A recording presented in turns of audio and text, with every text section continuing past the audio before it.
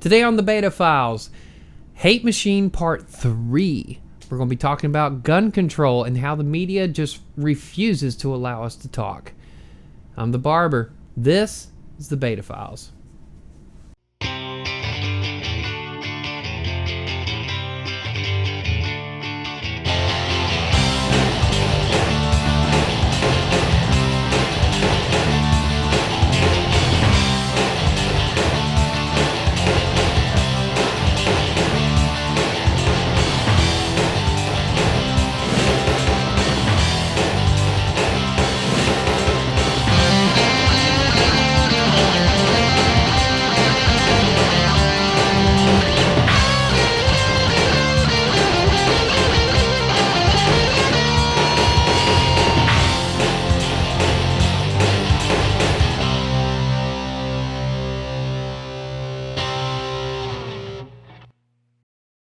Okay, so today we've got, again, Dr. J. Even after I promised him last week that I wouldn't do it to him again, then I got him in the car and said, hey.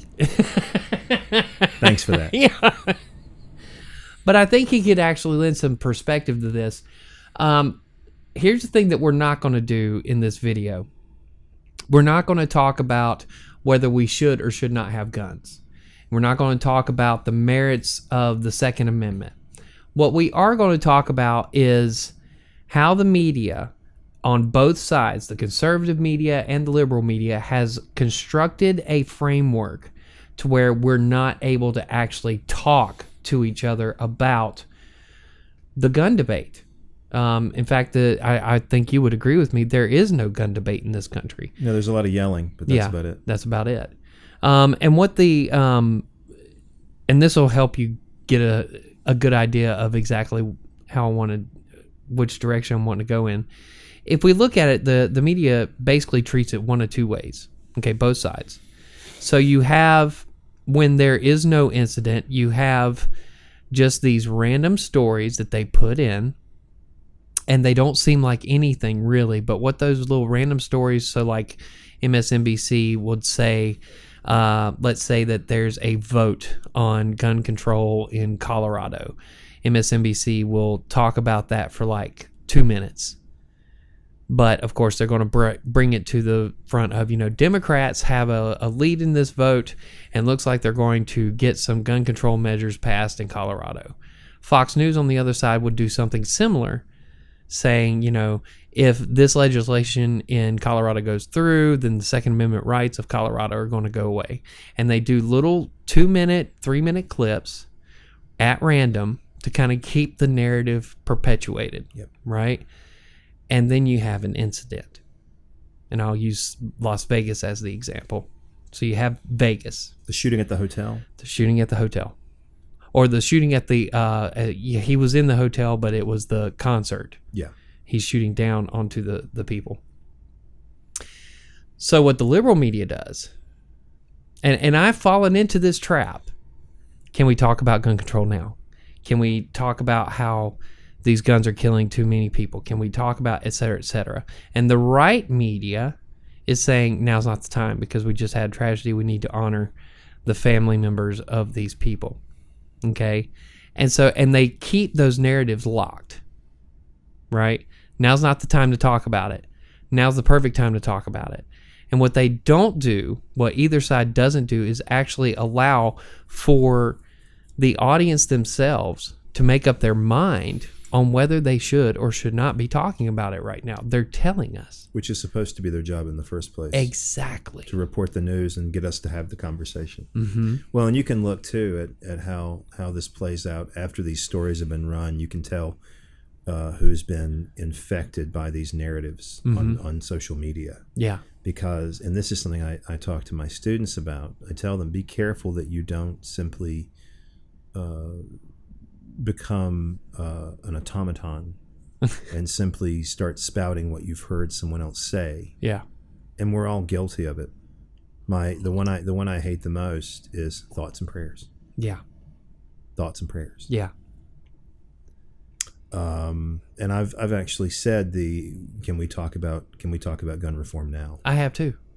I have been guilty of that, of going on Facebook and saying, can we talk about it now? And because that's what I'm hearing from the media outlets that I'm paying attention to. And I'm still partial to it, but I would say we can take that particular phrase and change what we mean by it. Yeah. That we should be talking about it already. This is a conversation we should be having. But unfortunately, as soon as you say, "Can we talk about gun reform now?" it's not going to be a conversation. It's going to be a fight. Right. And you're going to lose friends. I mean, I've had over the Floyd murder. Mm-hmm. I had a friend who on Facebook said that she was referred to as a wild racist by someone who then unfriended her. Now, these were people who were friends for a long time. Yeah. And I have very little doubt that she said something she should not have said. Right. And then this other person said something they should not have said and then called her a wild racist. Rather than giving her the benefit of the doubt, they assumed that she was a racist. This person they've been friends with for a very long time. All because the media is planting these seeds. Yes. And that's the same thing. It's, I mean, one of the things you'll hear played over and over again is people who are for gun reform, of which I'll admit, for full disclosure, I am one of them. Mm-hmm. Funny thing is, I think most Americans are actually for a certain level of gun reform. Yeah. I don't even think that those on the far right really believe we should have none. Right. They certainly don't want everyone carrying a gun. Mm-hmm. They'll be the first to tell you they don't think felons should have them. Yeah. So that in itself suggests that they believe that you shouldn't take the First Amendment quite so literally. Second. Did I say first? Yeah. Second. It's been a long day. Although the First Amendment right now is in trouble too because of what's happening. But. Yeah. Well, it's the pandemic and the lockdown is interfering with what people would regard as their First Amendment rights, particularly. Yeah. Well, anyway, that's another conversation. Yeah, that's all. Well, and the problem with coverage of guns, period, in the media, is you get the shiny keys, right? Look at this, and you get it from both sides. So you'll have the liberal media will come out, and you'll always see this statistic. They pull up Denmark. They pull up Australia, and they pull up England, and they say, "Look." With the now, Australia is a different animal altogether. Because they banned guns recently. Yeah, but when we look at England and Denmark, if we look at that, you put those two countries together, you don't even get the Eastern Seaboard. Yeah. And what has always irritated me about that argument, and I'm going to talk about the conservative argument about like something like swimming pools or cars or whatever, but what's always irritated me about that argument is that's great. England can do that. Denmark can do that because they don't have this history with the gun that we have in America and this mythology that we have here. Oh, yeah. It's completely different. It's you can't compare it to that.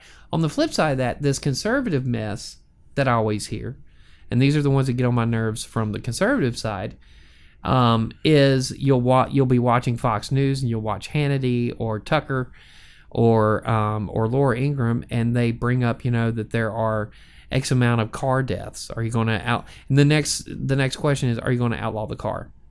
Well, no. But if you take the regulations away from the car, those deaths go way up. Yeah, we require people to wear seatbelts, which is car reform. Yeah, car. And when we first started which is infringing on our Eighth Amendment. No, I'm kidding. When we first started talking about wearing seatbelts and making them mandatory, people lost their minds. They did. You're not going to invade my private life. You're not going to take away my First Amendment right. They brought up the First Amendment with that. I remember that. Which has nothing to do with wearing a seatbelt. No. It's to keep you alive. And this is before we had 24-hour media as kind of a mainstay in American media. Yeah. Can you imagine trying to pass that law now? Yeah. It wouldn't happen. No. But I think what we see with the media when these things happen are those two dichotomies. And like I said, they're the shiny keys because guess what you were talking about Facebook. Guess what runs on Facebook?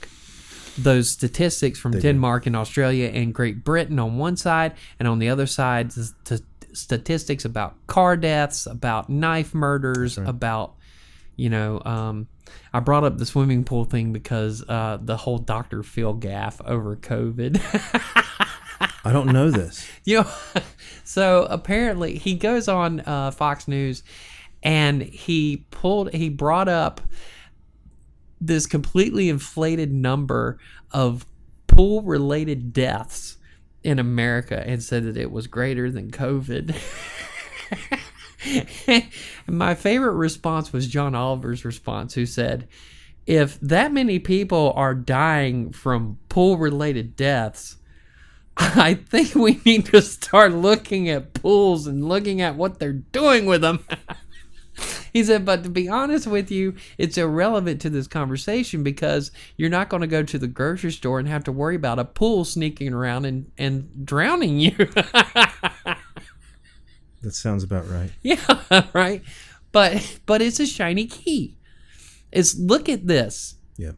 The other argument that you'll hear, and I've heard people make on the left, and undoubtedly they're getting it from media, is that clearly, especially after an elementary school shooting, clearly people who are against gun reform don't care about children. Yeah. Are you sure? Yeah. Because most of these people who are pro Second Amendment and don't want much gun reform have children and are deeply concerned about them. And the vast majority of when you talk about sensible gun owners in America, they're training their children how to use guns the right way. They are. And I'm sure you grew up in the same kind of household I did, being from where you're from, where my stepdad sat my brother and I down and showed us how to use a gun. Yeah, of course, there was no desire to own an assault rifle back then. That's a different world, but you're not wrong. I mean, I grew up in rural North Carolina on a farm where you needed to know how to shoot a shotgun. Yeah. As bizarre as it sounds to teach a blind kid how to shoot a shotgun, it was required because you never know when you're going to need to miss a target.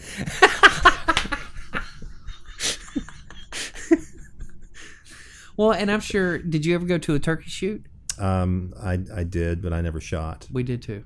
I never shot at a turkey shoot. It was a big deal for my family. It was. And I think one of the things, when you talk about things like that, you can see, especially the ultra left, you can see the blood drain from their faces but what they don't realize is that for the communities that we grew up in, going to a turkey shoot is no different than going to a chicken stew. It's just a chicken stew doesn't have the guns. That's right.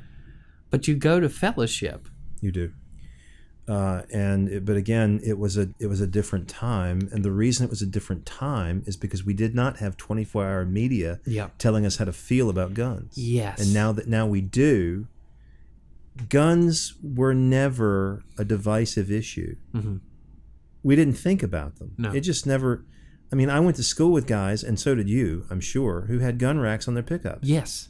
And had guns in their gun racks, sitting in the parking 22s. lot. Always, or 30-30s or 30-06 or something in the parking lot at school. Yeah. And we just never considered it. They weren't going to take them down in school hours. That was for when they went hunting with their dads. I mean, to be fair, we did start having the conversation after Columbine and the shooting in Pearl, Mississippi. Yeah. So there's an argument to be made that that's why we started having the conversation. And I'm not unwilling to say that's not true, but media made us feel a certain way about it, which meant that they had already precluded or already eliminated the possibility of having rational debate. Yeah. And you could make a claim. In fact, what is this whole segment called? What is this? These 3 or 4 episodes you're doing? The hate machine. Yeah, it's not called the thought machine. No. For a reason. Because they don't want you to think; they want you to feel. Because feeling is how. And you're reading the Taibbi book right now, and he talks about this. Yep. Right. Hate Inc. You've got to keep people angry because that's why they're going to stay tuned in. That's how you sell. Yeah. You go after. Well, it's actually I talked about this with one of my lectures. It's all about pathos. You establish your credibility. You use the logic to back up the credibility. And once you back up your credibility, and you have their attention, you have their trust, That's then you ethos. manipulate them. Yeah. And once you get to the manipulation part, you can do whatever you want. Well, you've already established your credibility. Yeah. At that point, I mean, it's you've got their trust. It's one of Aristotle's triangles Yeah. here. That ethos, you establish your authority. Logos, you give the statistics. Pathos, after they trust you, you can make them feel whatever you want. Whatever you want.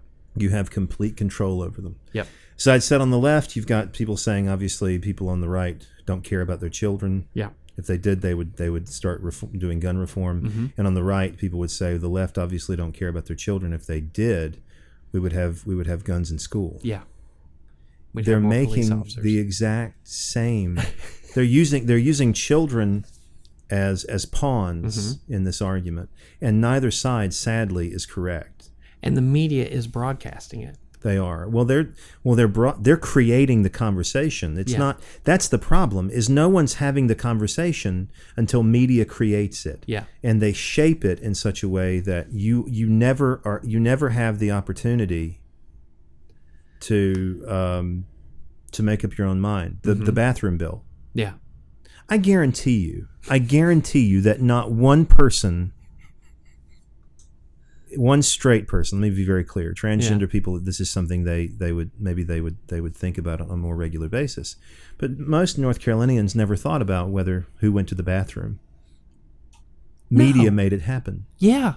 And that was actually a point that I made to my mother when she was fussing about the bathroom bill. And I asked her straight up, I said, Mama, have you ever looked at someone in the restroom and thought they don't belong? She said, no. I said, then how do you know they've been in there?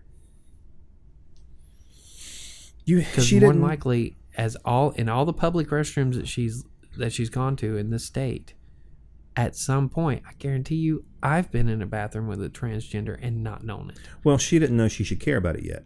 And then politicians and media told her she should, and therefore it becomes an outrage. And it becomes a political issue, and then they're able to target specific politicians. And that was going to be my next point. They're using these binary arguments to target specific politicians so that they don't get reelected. It has nothing to do with whether or not we actually have a gun in a school or not. Or they support politicians who are on their side of the aisle by giving them these interviews that are designed to make the politician look really good. And all they're doing is lip service. That's all it is. They don't actually give you anything substantial in these interviews, because you hear the same thing over and over. It's the same argument every time one of these massive things happen. They're talking on both sides. You can predict it. And I think Chuck Todd was the one after Las Vegas who on Meet the Press put up the timeline. He said, this is what's going to happen. And he laid it out point by point, saying, we're going to be outraged by it. The right is going to counter that outrage with their own outrage. And then we're going to call for politicians to do something. The other politicians are going to push back. And then nothing will get done, and we'll forget about it. Until the next one. And he was right. Does he admit that the media is the one that the media? No, he's not going to. I think he was just frustrated with our culture. I think if you probably sat him down, he would probably tell you he's frustrated with the media for the way they handle it, and he's frustrated with the American people for letting him. Because it was just pure, utter frustration with him that day. He had enough. And it's not like both sides don't have merit. Yeah. I mean, they do. They really do. Well, and NPR did something very important after the last big one. Because they were talking about, gun control and that kind of thing. And I think it was the last one of the last few ones where people started to voluntarily take their assault rifles back. They were taking them either to the gun stores or they were taking them to the police stations. Remember that? Yep. And they had a guy, a farmer from Wisconsin who has like thousands of acres of land. And he had AR-15s. And they asked him, are you going to turn them in? And this guy's on NPR. And this is like Morning Edition, so it's nationally broadcast. He said no. And they said, why not? He said, well, number one, I'm in Wisconsin. He said, number two, the AR-15 is the best way for us to kill the wolves that are coming after our cows. Because with I think he said with a 30-06, you have to reload, you have to cock it after each shot. With the AR-15, you don't have to. Yep. And you have a better chance of killing the wolf or getting the wolf off your property before it hurts the cow. And he said, that cow is my investment. And all of a sudden, you have a whole new understanding of what these weapons can be used for. So do we only let Wisconsins have them? Yeah. And that's not the question that NPR asked. NPR asked, well, if we found another way for you to be able to do that, would you be willing to try it? He said, sure, but right now, this is the best option. Credit to NPR for actually asking questions in the way they did. Yes. Which is not surprising. Yeah. Because, again, they're not a massive corporation raking in the dough. I mean, the majority of their sponsors are the public. You're not going to see that interview on MSNBC or Fox News. No, they're going to... No. Well, if it's on MSNBC, they're going to demonize the guy. And if he's on Fox News, Handy's going to hold him up as an all-American hero. Yep. There are a lot of other ways that you could frame it if you were traditional liberal media. You could say, well, it's true that you might be able to kill more wolves as a result, but you can kill more elementary school children that way too. That's how they would spill it. I mean, and I'm not saying it's not true. Yeah. It is probably easier to knock off more kids with an AR-15 than a 30-06. Yeah. But and I'm not saying that shouldn't be a part of the conversation. And it should be. But it's not about making you think, it's about making you feel. Yeah. Because everyone wants to protect. I don't care who you are. Yeah. Unless you hate children, you want to protect children. Yeah. And the right wants to protect children just as much as the left. They just want to do it in a different way. It's the Hitler effect, right? You find the one thing that you know everybody's going to rally around, and you just beat it into their heads. Yep. And you don't actually address the problem at all. It's like calling gun owners fascists. Yeah. Or like calling... Well, and, okay, so like the protests up in Michigan during COVID, when they had and this is before George Floyd. So they go up to, and they're protesting being shut down. They want to go back to work. Conservative media is showing, they actually did a little bit better coverage of the protest than the liberal side. The conservative media says, okay, this is why they're upset. This is why they're protesting the COVID shutdown. But the thing that the conservative media doesn't do is they don't show you exactly how many of those boys were up there with rifles. Now flip over to CNN and MSNBC, and that's the only thing you're going to see are the boys holding the rifles. Well, that's how you sell it. Yeah. And so both of them are subliminally telling you, they're reinforcing themselves. The guns aren't the story for the conservative media. The guns are the story for the liberal media. And the reality is that neither one of them are actually focusing on the actual real problem, and that is that Michigan had no discernible plan to help these people that were suffering from the shutdown. But that doesn't sell copy. Exactly. Talking about guns sells copy because as a dyed-in-the-wool liberal, mm-hmm. the thing that bothers me about these rallies are the fact they're carrying guns. Yeah. Because the question is, why are you carrying this firearm with you? What is the point of this firearm at a protest? Why do you need it? And this is where, and I can answer that because I told you the minute that he said it in the Rose Garden, I said he did that on purpose. Oh yeah, he planted that purposely. And to protect your Second Amendment rights. Protect your Second Amendment. What he was talking about had nothing to do with your Second Amendment rights, but he threw it in there. Which weren't under threat. Because he knew. You can say whatever you want to about that man. He knows how to work the media. What I said last week about pushing buttons. Yeah. He knows the buttons to push. He knows which buttons to push. It's just so artless. And he threw it in there, and of course, the conservative media grabbed it. Because obviously COVID-19 is about firearms. Yes. Even though there's no reason to believe that COVID-19 hasn't anything to do with guns. But the left media has an opportunity now because he did this. They can change the conversation. Yes. Back to something that they hadn't had a chance to talk about recently. Yep. And this is one of the mainstays for liberal and conservative media is the Second Amendment. It's the shiny keys, shiny object. Look. And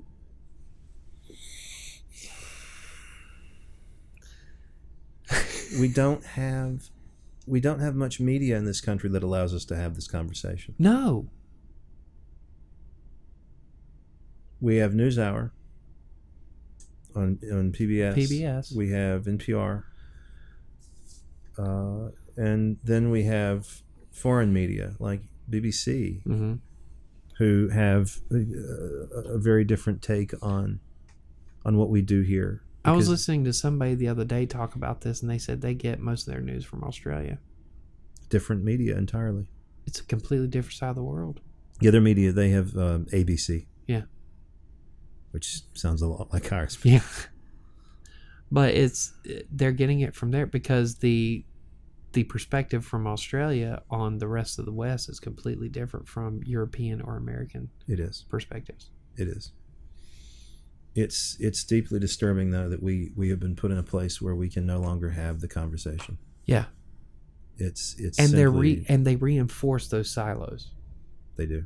So that you can't even try, because they get people so, and social media helps a lot with this, but they get people so passionate and so angry that, I remember before I came off Facebook during one of the tragedies, I simply said in my post, do we really need an AR-15? Is it necessary for this gun? And this guy got pissed at me and argued that, yes, we need the AR-15. We actually need more automatic weapons for when the government turns on us. And I'm like, oh. If the government turns on us, an AR-15 is not going to save your life. No, they have smart bombs for crying out loud. They don't even have to send the military in. They can just send drones into your neighborhood and you're done. This idea that you have to have these awesome weapons to fight back against the American government is ludicrous, because you're not going to beat that technology. And I pointed something out when I teach the Constitution in American Lit 1, and we get to the Second Amendment, and I'm like, I want you to read this very carefully. We don't have to worry about the American government taking our Second Amendment rights, because they already did. The point of the Second Amendment is to keep the American military in check so that it does not become greater than the populace. If you actually pay attention to the Second Amendment, that's what it's there for. It's there for the citizens to be able to keep the government's military in check. I don't see anybody that I know of, any civilians, that have an actual Humvee with a machine gun on top of it. I don't see anybody with a Sherman tank. I don't see anybody with a nuclear silo in their backyard. No. They have gone so far beyond what the Second Amendment is supposed to be designed to do that they have changed the argument to where your little AR-15, which would not stand up to our bazooka, is what you get.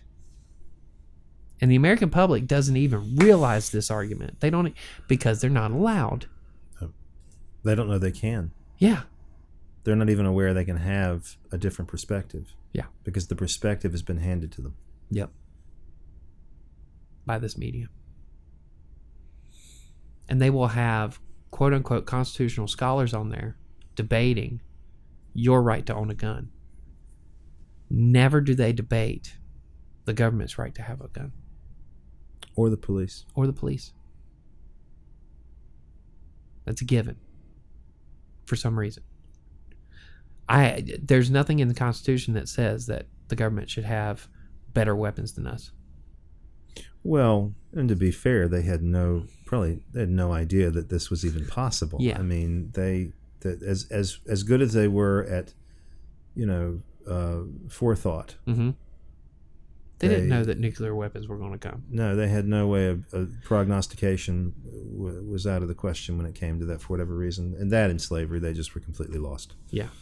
Well, and then you look at the naivety of the beginnings of World War I, where they're lining them up like they've been doing for hundreds of years, but this time instead of a musket, they hand them a machine gun. Yeah. And they just start mowing each other down. Yeah. They were not prepared for that. And most of them still had rifles, but they had machine guns that just wipe people out. Plus the advantage of gas. Yeah. Mustard gas, chlorine gas. They were not. Nobody involved in that war was ready for that tech. Well, the question is, what do we do? Yeah. I mean, we may be getting, this might be a question you want to ask at the end of the segment, but how do you solve the problem? Well, the first thing you have to do is disengage from the binary story, and understand and understand when the media is using these shiny objects to draw you away. And understand, and the other thing, we've got to teach the American public. I don't know how, but we've got to show the American public that when they throw up statistics from Denmark and England, and they throw up statistics about car deaths and cancer, that is not part of the issue. And that does not lead to any kind of solving the problem. No, but it isn't. It's misdirection. It is. It's the shiny object. The problem has become that media is a money-making venture. Yeah. If media was not a money-making venture, we might see real journalism. Instead of defunding the police, we ought to defund media. At least no longer give them any tax breaks. Mm-hmm. And I said this in a blog post. We need to refocus on local journalism. The way to cure the media problem is bring everything back local. Make it non-profit. Put up every protection you can to keep corporations from buying in. And make it for the community, about the community, by the community. And then start building off that. And then you can have conversations about gun control. And then you can have conversations about abortion. Then you can have conversations about gay rights. Because each community will be having their own conversation. Yeah. Not every community is built for urban politics. No, it's your argument about education not being one size fits all. Yeah, media shouldn't be either. No. But media has given us the impression that it is one size fits all. Yep. Gun reform in New York City is not going to be the same as gun reform in Rural Hall or King or Johnston County. And that's the other thing that the right loves to do. They love to talk about Chicago. Look at the problems we have in Chicago. Why am I in Greensboro, North Carolina, paying attention to Chicago? It has nothing to do with me. And I don't mean to sound, I don't want you to think that I don't care about what's happening in Chicago. But the honest to God answer to that is, I've got a city I got to worry about. It's right here. Yes. And I'm like literally 5 minutes away from the heroin capital of North Carolina. Yep. If you remember Howard Dean's election campaign, when he talked about gun reform is necessary, but it needs to be different depending on your community. You need guns in rural areas that you do not need in urban areas. Mm-hmm. No one in an urban area needs a shotgun. Mm-mm. But if you live in a rural area on a farm, it makes sense. Owning a shotgun is necessary. Yeah. You need it for vermin. Mm-hmm. And in the case of the AR-15 for this rancher, mm-hmm. it may be the best weapon against losing cows and cattle to mm-hmm. predation that he has. Well, he said, this is my best option. And it makes sense. Yeah. And I don't see him going into a school. No. I see him worrying about his product. So maybe, we don't want to get into the answers for gun reform because that's not the point of the conversation. No. But the point is we don't have, the only rational conversations I tend to have about guns or probably with you. Mm-hmm. I can't talk about it with other liberals without both of us getting ramped up, because I have a desire for fairly strong gun reform. Mm-hmm. And I can't talk about it with someone on the far right because I get angry then too. Yeah. Because they just don't get it. Yeah. In my more rational moments, I really can't talk to either group because all they're doing, and it irritates me as an academic and an intellectual, Mm-hmm. all they're doing is just parroting what they've heard before. You've heard the drinking age argument. We need to lower the drinking age. Mm-hmm. And unfortunately, what people do is they end up saying the same dumb stuff every time. One, they'll say, well, if you're old enough to vote, you're old enough to drink. You're old enough to drink, so that doesn't make sense. That argument doesn't make sense. No. And then the other one is, if you're old enough to serve in the military, Mm-hmm. you're old enough to drink. Why are these two related? How does one relate to the other? And the answer is they really don't. They don't. I think what the military thing is, I think it's okay, they're old enough for us to ask them to give their lives. They should have no restrictions. Yeah. But why stop at alcohol? Why not just Right. allow acid? If you're old enough, to go in the military, you're old enough to drop acid. Or you're old enough to become a prostitute, or you're old enough to. Here's your K-Pack. Here's your acid. Here's your Jim Beam. And your automatic weapon. Here's your automatic. I think we can all agree that people who drop acid shouldn't have guns. Why are you shooting your gun? I'm trying to kill the dragon. Papa Smurf just took my water. And so what irritates me about those arguments is that it's not that they're poorly conceived, Mm-hmm. which they are. It's that they're not actually thinking through a way to support their argument. All they're doing is borrowing from a group of stock arguments that have been created a long time ago. Yeah. And people on the left and on the right, when it comes to gun reform, aren't creating or generating new arguments. They're relying on arguments that have been created for them a long time ago.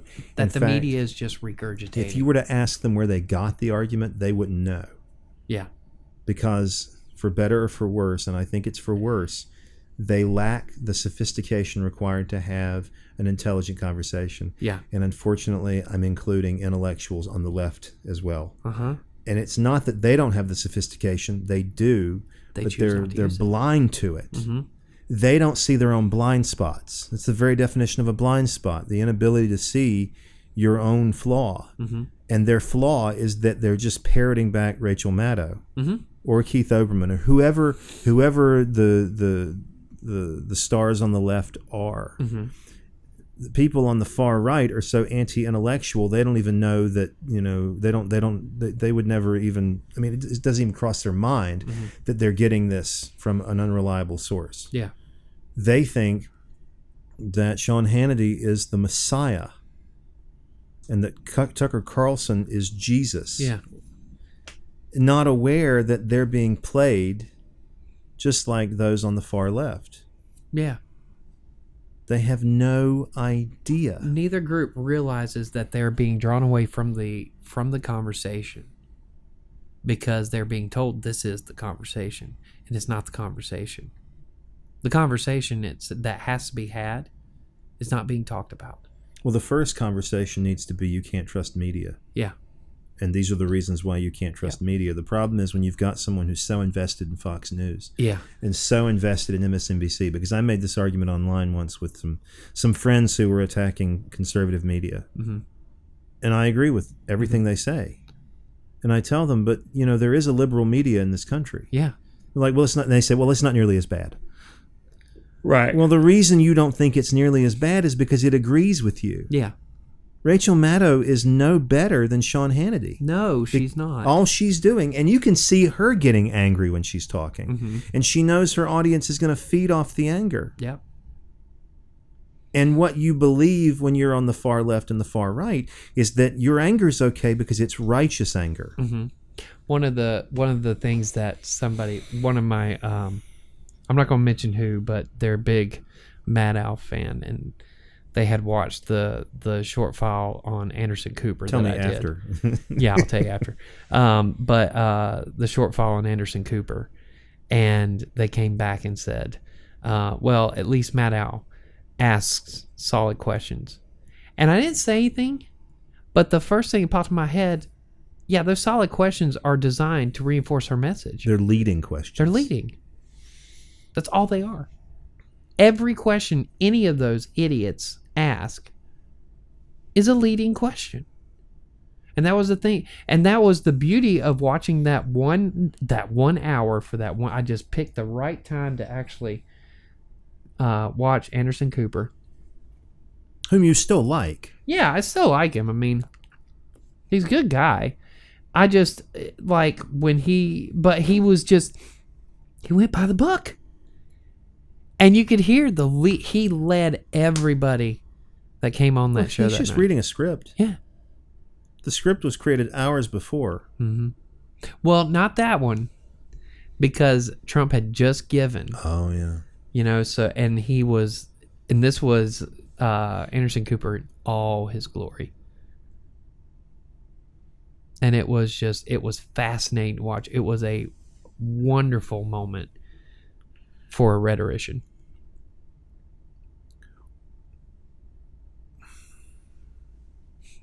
Are we near the point in the show where we can talk about possible solutions? I think the best possible solution is just to cut the Northeast off and let it drift off into to the ocean. Well, because I think Atlanta, you brought up Atlanta when we were talking about this off camera. Because, my focus is the media elites of the Northeast, because that's where the narrative comes from. And what Hollywood does is just reinforce that narrative. And I think when you look at Atlanta, you brought up Atlanta. I think the thing with CNN. Atlanta, yeah, CNN. I think with Atlanta, it's doing what New York tells it to do. Yeah. Unfortunately, I don't think you're going to be able to cut off funding for these major news networks. No. I think they're already bought and sold. Yeah. Well, again, I think it goes back to we're going to have to, as communities, we're going to have to invest in local journalism. If we're going to send a message to the national media, we're going to have to invest in local journalism and get our news from them. I had students tell me after they took my critical thinking class, alas, I'll never teach another one. Mm-hmm. But they said that after my class, they were never able to watch media the same way again. And I think the only solution that I can think of that you could probably put into action would be to require more classes on critical thinking at a younger age, and teaching media literacy and digital literacy in a way they're just not getting. Yeah. And I think education has to be the solution to the problem. But the programs that teach you this critical thinking, these critical thinking skills, are usually the ones that are defunded. Yeah. Or minimized.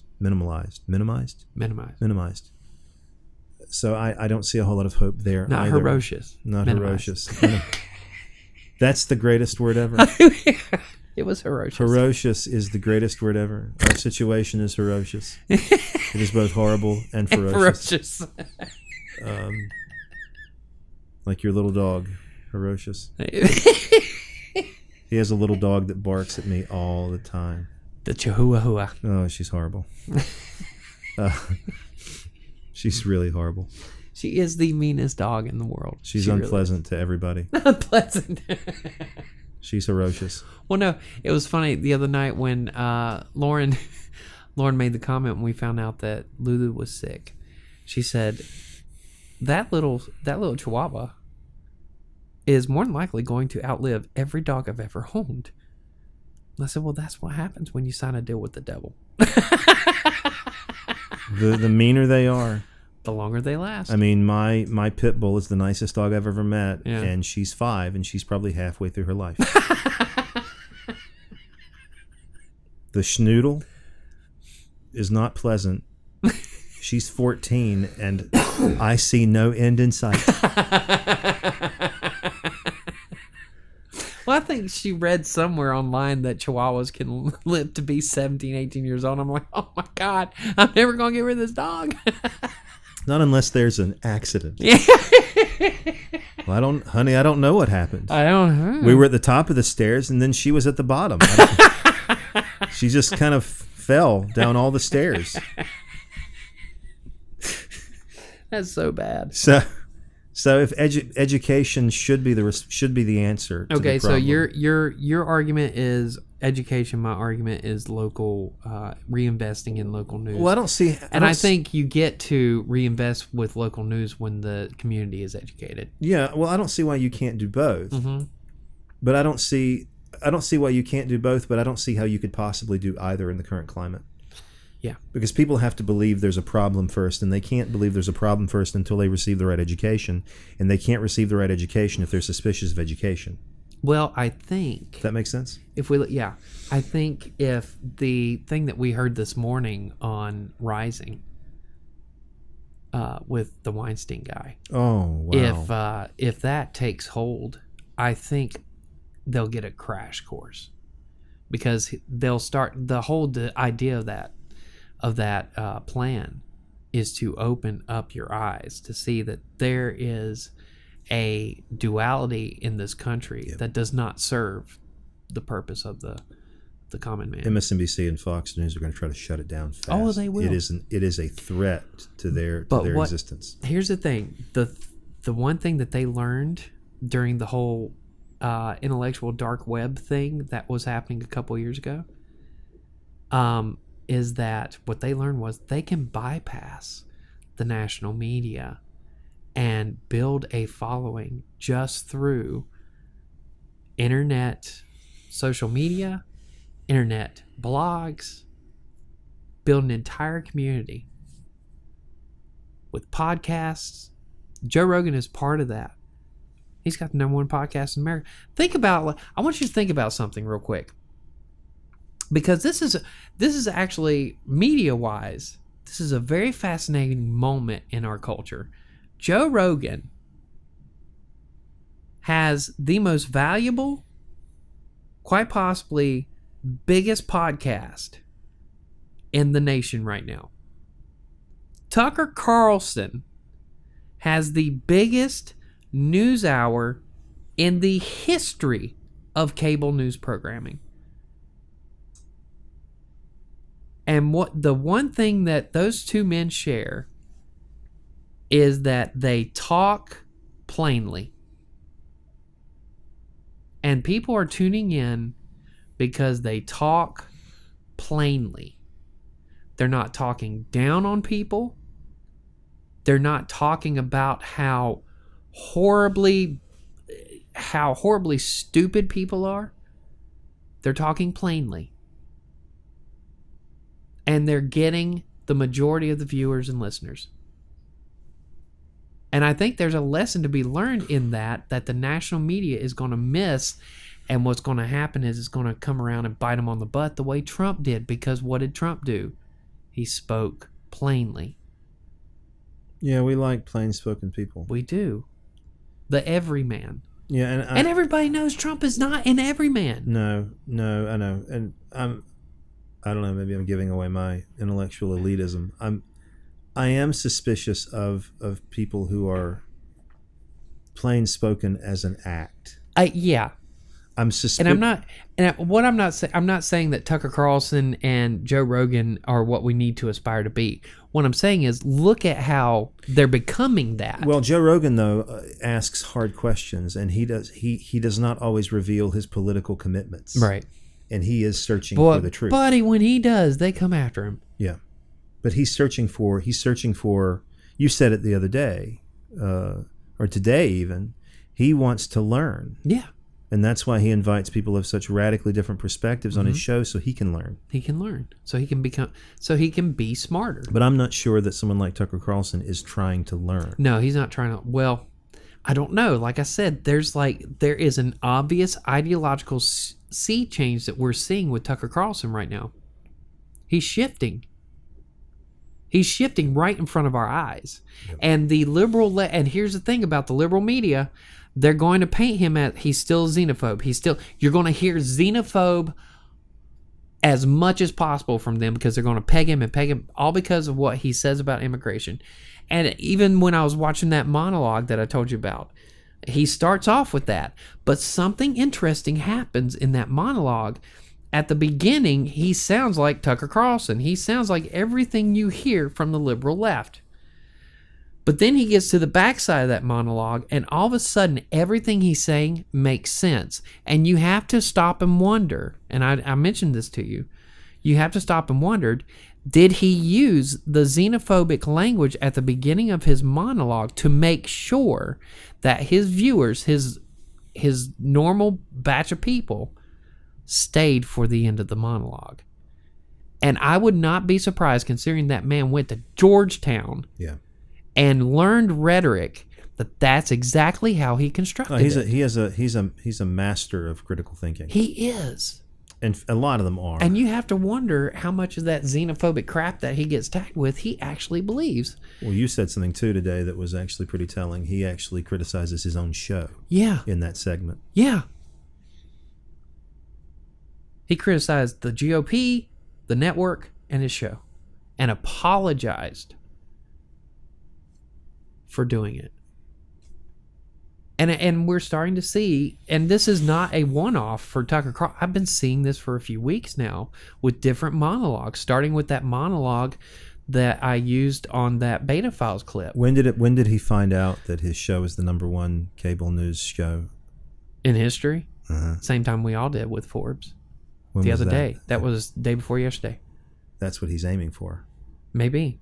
Well, like I said, he's shifting gears. But in order to do it, he's got to reach a moderate audience. Yeah. And he's going to have to find a way, like you say, using the xenophobic language about immigration to keep his far right audience, but he's trying to reach the middle. Mm-hmm.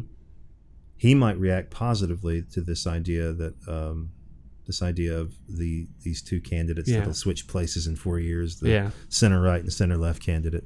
What's the name of the guy who's pushing for that? Brett Weinstein. Yeah. He was the guy at Evergreen College that got in trouble. Well, the real test. Oh, that guy. Yeah. Oh. That's him. Oh. When he was the one that called out the administration for forcing xenophobia hidden as a Black Lives Matter movement, as a Black Lives Matter thing. He was saying you're actually increasing racism by doing this. And he was right. Yeah.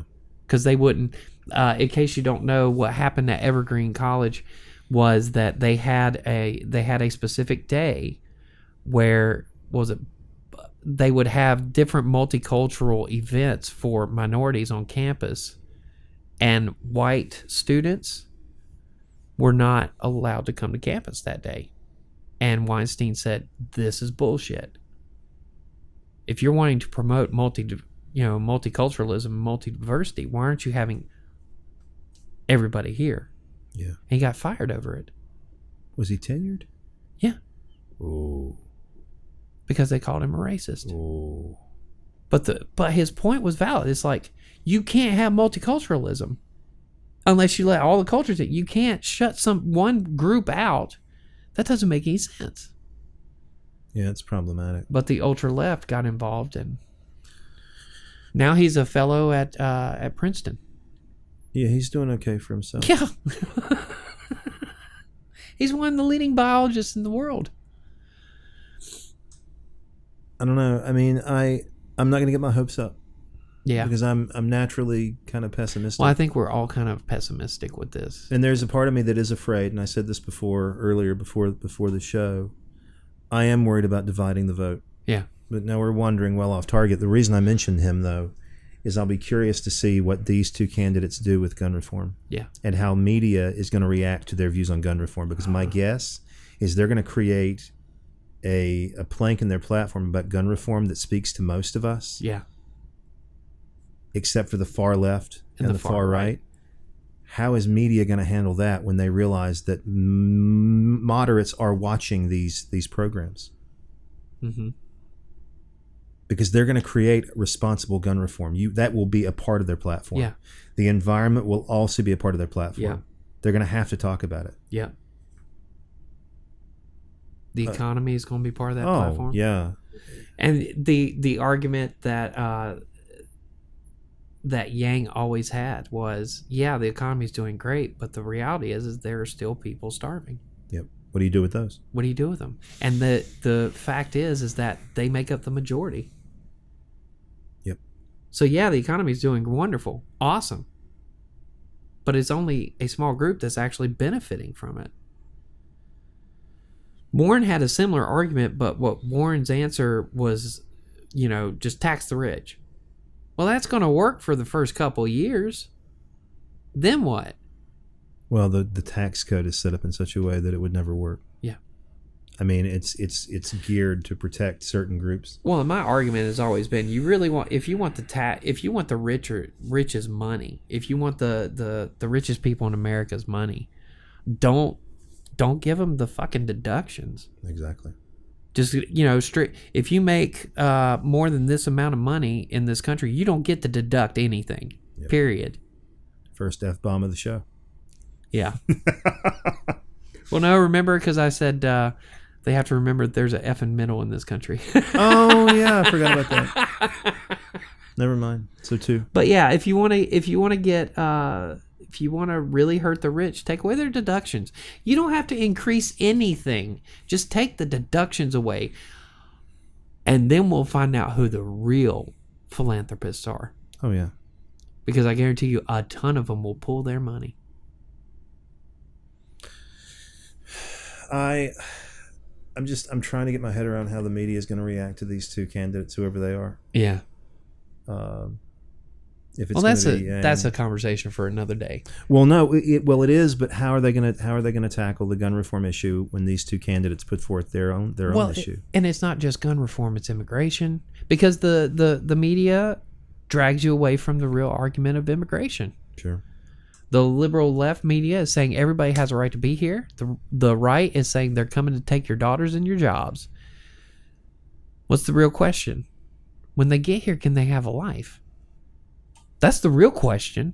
Yep. Can they actually contribute? If they come, can they contribute to our society? That's the question we need to be asking, be talking about. Yep. It's a question the middle will talk about. Yeah. It's a question the middle is going to have to deal with, because that's what middle America is curious about. Mm-hmm. It's not a question of not wanting anyone here. It's what role can they play? Yeah. In American society. So not that they're gonna rape your children or mm-hmm. or take your jobs, but what role can they play in American society? Yeah. And the middle will have that conversation. Yeah, because I don't think there's anybody. Well, I take that back. There are rural pockets. That's a ferocious word. Rural pockets in this country where you have people who believe that these immigrants are going to take your jobs. But I think the vast majority of Americans don't actually believe they're coming to take our jobs, because what jobs are they getting? They're getting the ones we don't want. Yeah. And that has been a obvious argument to all, an obvious answer to that question of, are they coming to take our jobs? No, they're not. They're coming to take the jobs you don't. If anything, they're coming and getting our teenagers' jobs. Well, and the people who are complaining about them taking their jobs already have jobs that nobody else is going to get. Yeah. It's not like the unemployed are complaining. This is people who already have good jobs. I don't see, and this is going to sound so bad, but I don't see a single Mexican crossing the Rio Grande to take my job as an associate professor of English. No. Well, they're locked into a lower class job no matter what happens. They're going to be working class at least for a while. Which goes back to that real question. Yeah. Can they? They're going to have to get an education to get the kind of job that you have or I have. Well, and it goes back to that you said the middle question, which is, when they get here, can they sustain themselves? Can they find a better life? Is that opportunity actually there? Well, that gets us into another conversation. But mm-hmm. I think from a leftist perspective, I would say the government has to be helpful. That's it. I mean, the government has to help. You can't ignore them. Mm-mm. Nor do I feel comfortable turning someone away. Yeah. But again, we're getting into another conversation, and my Yeah. politics are beginning to show. The reason I mentioned the Second Amendment is because that was how would the media talk about these two candidates, these center-right, center-left candidates' views on the Second Amendment, especially if they're speaking to a middle. Yeah. Because the far right and the far left media are not going to react well to that. No, they're not. Because it's going to be reasonable, it's going to be thoughtful, and it's going to require a conversation. And I think that's the other problem. Media, they're not ready to have that conversation. They're not, the media. because you don't sell copy through thinking. You sell it through feeling. And my guess is that if it's Yang, is that definitely who they want to run? Well, they're trying to get Yang, and I can't remember, McCraven. He's a military general. My suspicion is Yang, given his campaign slogan was "Make America Think Harder." Yeah. I suspect that's what we're going to see here. Yeah. In the country, for whatever reason, he couldn't get any traction on the left, and I suspect it's because he's not leftist enough. Yeah, he's got too much fiscal conservatism, and he's too much of fiscal. He's too much of a fiscal conservative in his economics for the left to be comfortable. Yeah, but he creates solutions that would save everybody. And if you can do that and be a fiscal conservative, that's not the politics of the left, and you know that. That's the surface. Yeah, but the reality is that they and this is the thing about the politics of the left and the right, especially with the extreme left and the extreme right. It's not a politics of helping the other side or the middle. It's politics of survival for them. Well, that's the problem. Yet we have to keep our ideology at the forefront. Because if we don't have our ideology at the forefront, we lose. Yeah, but all you're guaranteeing is more time in office. You're not guaranteeing any kind of social change. And that's the problem. And that's a huge problem. And you're not selling... But here's the thing. What happens with social change? It takes your power away. Yeah. So you have to keep this perpetuated. And you use the media to do that. Because it's not even a conspiracy anymore. It's just a known fact that the right-wing media serves the Republican Party and the left-wing media serves the Democratic Party. We know this. And the real problem in all of this is there is no media for the middle. We're stuck. We're left out to dry. People like myself who see merits in both sides, we don't have a place where we can go to get just straight news. It's all tainted. Every last drop. Even the BBC, even NPR. NPR is tainted. BBC is tainted. PBS is tainted. It's all tainted. Yep. The question is to what degree? Yeah. And is it okay? And are you smart enough to cut through it? I think NPR is appealing to an audience that prides itself on being smart enough to see it. Yeah. And I think as a rule they are. I think BBC, they've been accused of being a bit more on the left than the right. Yeah. Which may be one of the reasons they appeal to me so much. And I'm honest about that. Well, the thing is, British left and right are not the same as American left and right. Conservatism and liberalism in England are radically different. The average conservative politician in England is also pro-choice and pro-gay rights and pro-gun reform. Yeah. Or, they don't believe that everyone should be allowed to own a gun. It's an entirely different conservatism. Yeah. I will say that BBC comes out being awfully suspicious of the current president. But I think that's most media, no matter where you go. Yeah, I think that's international. And I don't think that's revealing a political alignment. I think that's revealing a certain level of shock as to why anyone would vote for him. How did that happen?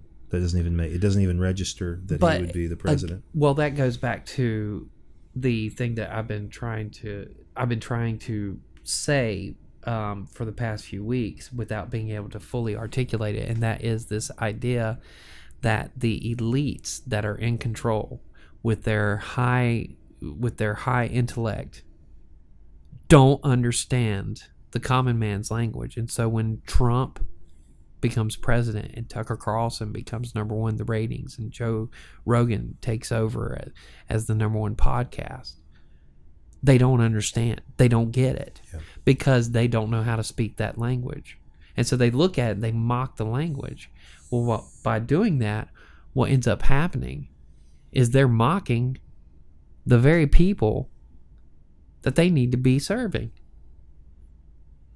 Because they're saying, this man is stupid. Well, and this is one of the things that I've struggled with for the past almost 4 years now. I look at Trump and I say, hey, he's an idiot.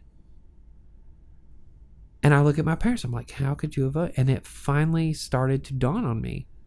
I get it. I don't agree with him. He's an idiot. But I get why they love him so much, because he's speaking on their level. He's not up here talking down to them. And I realized something, because this is another one of those traps that the liberal media will catch people in and not even realize it. When you look at Obama, if you disagreed with him, you're a racist because he's black. And I actually have said that to people. You're falling for the racist trap. The problem is, it wasn't that they disagreed with him because he was black. He was talking over their heads. And that's why they didn't like it. They felt like he was talking down to them. Which he wasn't. No. He wasn't. I think, and this is where my argument for raising the bar so that people will come up and meet it. Yeah.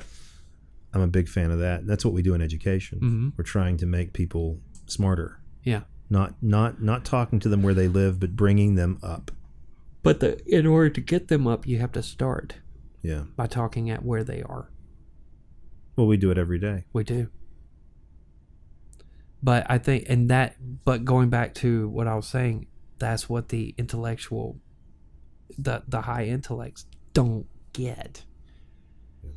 And they're refusing to understand it. Well, it's knowing your audience. Yeah.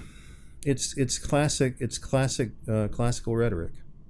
But it's become so corporatized that they have been disconnected from the audience so long that they don't know how to actually engage with them except to make them mad. Well, and they know how to make them mad, and that's it. When someone like me, I'm very distrustful of plain speaking. Yeah. Because I feel like it's designed. It's a trick. It is it is a trick. Well, I mean, it's Huey Long, right? Yeah, it is Huey Long. It's designed to bring people in and to make them feel like that you're one of them, when in reality you're not. You're not. He is a multi-millionaire. Yeah. Carlson is a millionaire. Yeah. Rachel Maddow is a millionaire. Mm-hmm. Hannity's a millionaire. They are not like us. They are not one of us. And that's my suspicion. Don't pretend like you are. It drives me nuts when someone pretends that they're something they're not. Mm-hmm. If you've got someone who's actually just plain spoken because that's who they are, that's great. But they train to be that. Yeah. Carlson is not plain spoken. He's playing a role. Yep. If you were to address him and have a conversation with him as one intellectual to another, you would know he went to Georgetown. It would be immediately obvious, because he would drag out all the right words and phrases, and you would know all the same terminology, and you could talk about politics in a fairly heady way. Yeah. He's playing a role. Yes, he is. And that drives me mad. It drives me nuts when people pretend to be something they're not. Mm-hmm. Unless they're actors and that's their job. But I mean, he's and Trump's not the average man. He's loaded. Although I do think the way he speaks is actually him. Yeah, and I also think that a lot of that has to do with age too. How so? He's in his late 70s. Yeah. He's up there. Rogan is always, and I think I told you this, Rogan is always talking about, like, do you think he's on acid? Or not acid, do you think he's on speed? Do you think he's doing Adderall on the side? Here's an 8-ball. Go out and talk to the American public. Yeah. He says all the marks are there, because if you put him on a long, if you catch him at the right point of the high during the discussion, you'll see him start to trail at the end, and his words start to slur. He says, somebody crashing. He looks like somebody who's crashing. And he's right. So, I mean, but he's in his 70s, for Christ's sakes. But he is, the one thing I will say about him is he's not pretending. No. I think this is actually him talking the way he normally talks. And yeah. I kind of admire that. Well, and one of the I saw a thing with Tucker Carlson and Dave Rubin, and Tucker Carlson pointed something out that is fact. Trump is able to drive the liberals crazy because he asks simple questions to obvious answers, right? In other words, so like, we're in Afghanistan. Trump's reaction would be, why are we still there? And that drives the liberal media nuts. Yeah.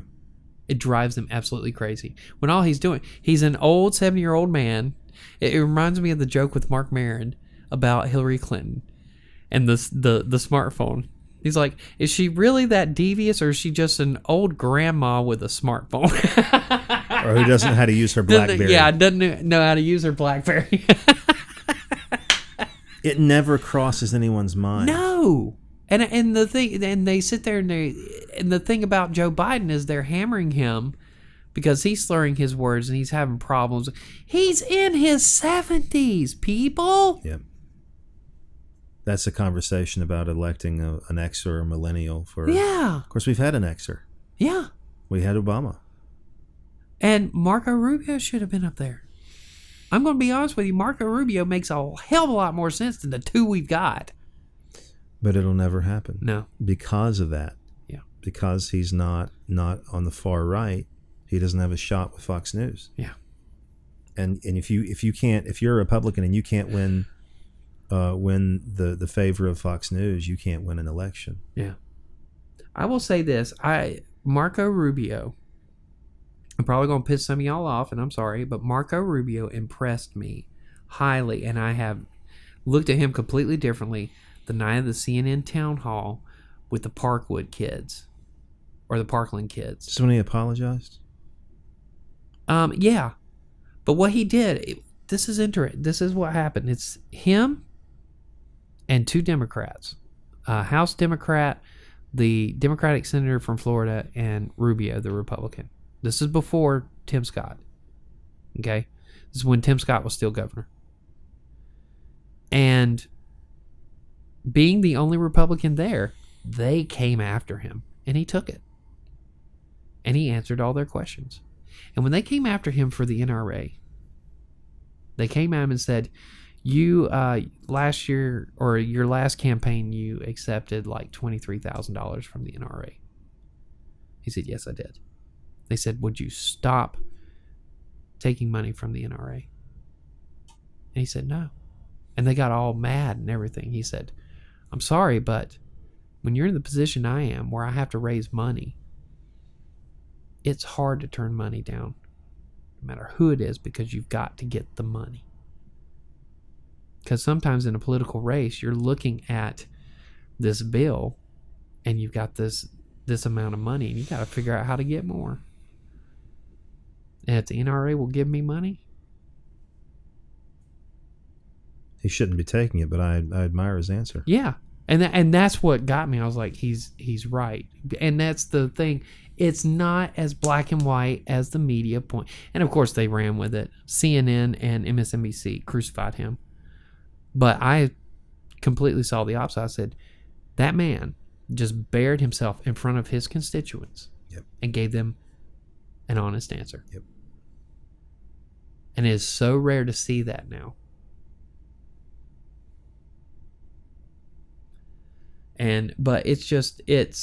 But he did other things that night that was just like, wow. And I mean, one of the parents came after him.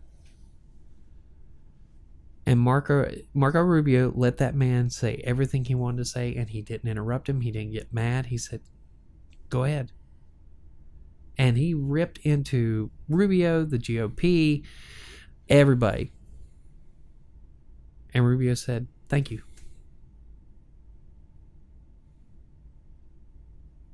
He understands the value of letting people talk. And it was apparent that night. And it changed the way I saw Marco Rubio forever. Now, he still does some dumb shit. But here's the thing, they all do. It's like what we were talking about in the car. Yeah, the media either plays down the dumb shit or plays it up. Depends on what side of the aisle you're on. Yeah. Conservative media is not going to talk about the dumb shit that Marco Rubio does. No.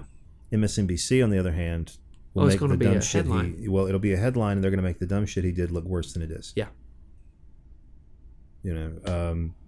Marco Rubio in favor of killing children. Yeah. Marco Rubio wants your kid to die. Yeah. I mean, that's unfortunate. Yeah. Because he clearly doesn't. No. But again, we established this in the beginning. Yeah. Conservative gun owners don't want children to die. No. They just have a different solution than we do. Yeah. On the left. Not we as in you and me, but yeah, I know. People like me. Yeah. Our solution's radically different. We both have the same concern. Yeah. Protecting the vulnerable. Mm-hmm. We just have different ways of thinking about protecting them. And what we don't realize is that we share that one thing in common. Mm-hmm. And that's something media can't abide. Not current media, not national media, not media on the left or media on the right. God forbid you find common ground with your opponent. Yeah. And they will not allow it. Mm-hmm. I think I've said everything I know. And that's it. All right. Every Wednesday and Friday, the BetaFiles on YouTube and where you can pick up the podcast. Optic Poet is on Tuesdays. Text Messages from the Living Room is every Wednesday. And then, of course, Now See This Here, Now Then, every Thursday on YouTube and Instagram. I am the barber. Make it a great day. For Dr. J, let me try that again. For Dr. J, I am the barber. Make it a great day. Be safe, be healthy, and remember, if the sun comes up, there's always opportunity. So take it. Be kind to one another. Peace.